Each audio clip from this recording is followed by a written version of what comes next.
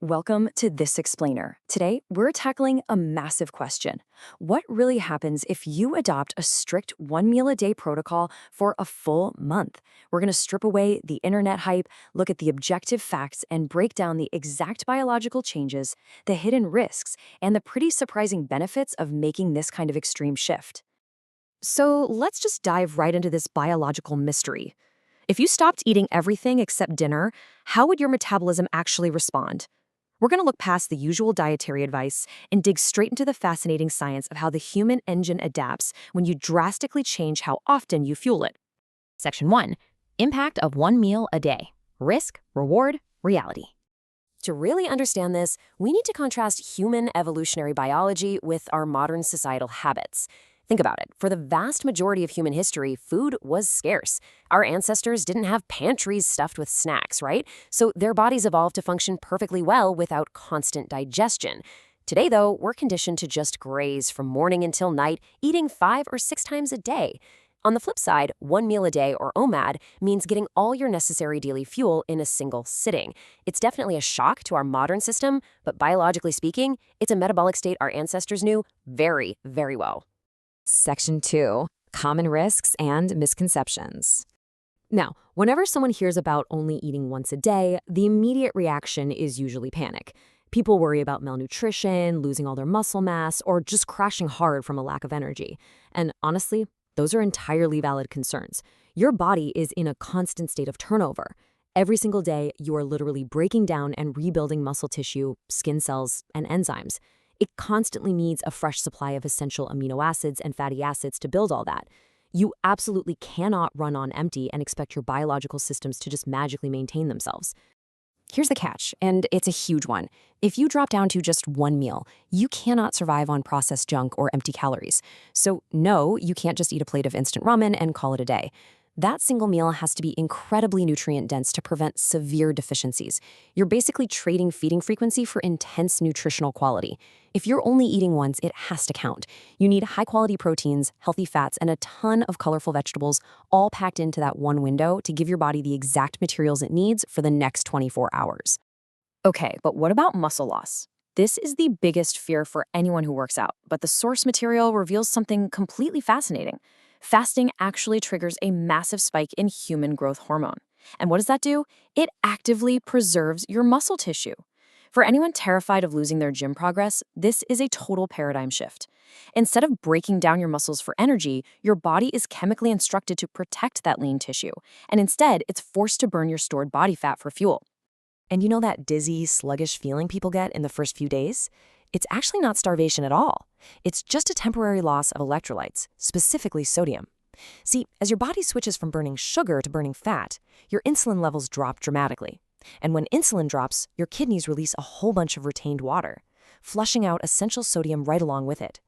Once people figure this out and simply replenish those electrolytes during that early transition phase, those dizzy symptoms often just completely vanish. Section 3. The truth about insulin. I want you to picture this incredible biological imbalance.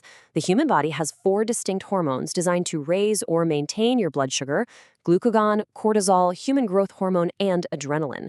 But we only have one single hormone designed to lower it. Why? Well, for thousands of years, famine was the real threat, not feasting.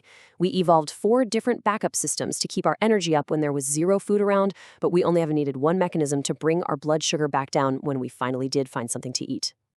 And that one lone hormone? That's insulin.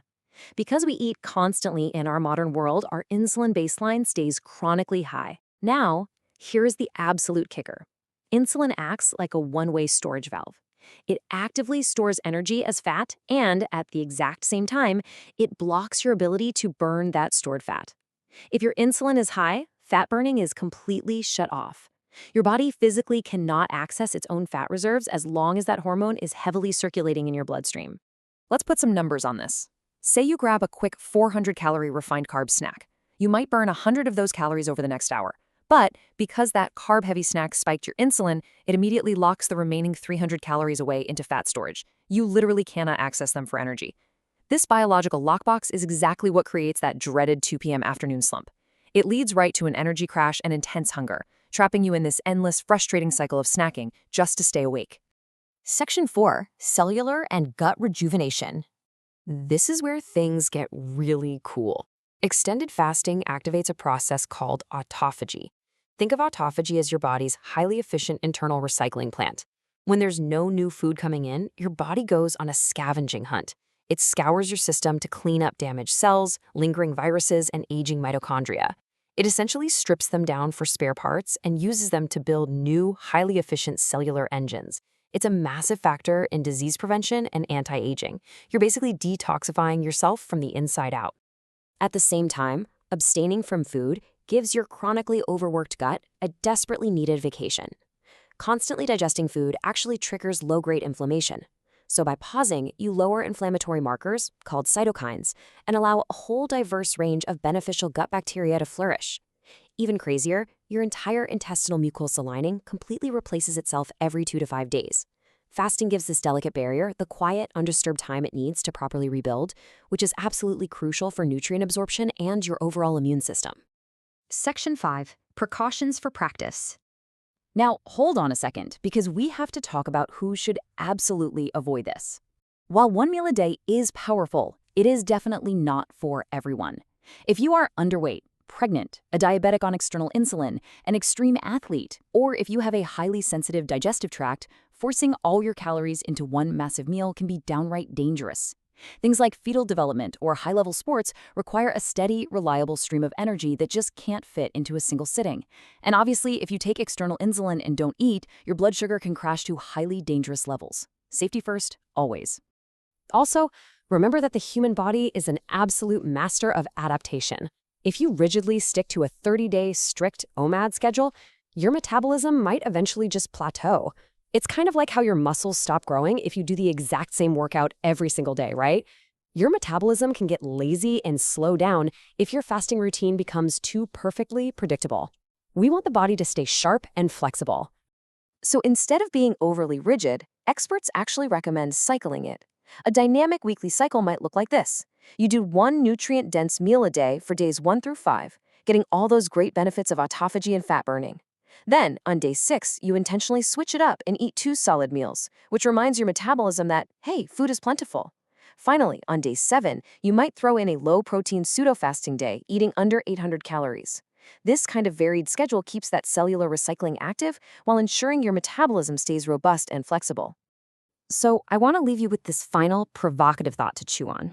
Based on all the biological evidence we've just unpacked, is the hunger you feel every few hours a true biological need for fuel, or is it simply the result of decades of constant, chronic insulin conditioning? Think about that the next time you find yourself automatically reaching for a mid-afternoon snack.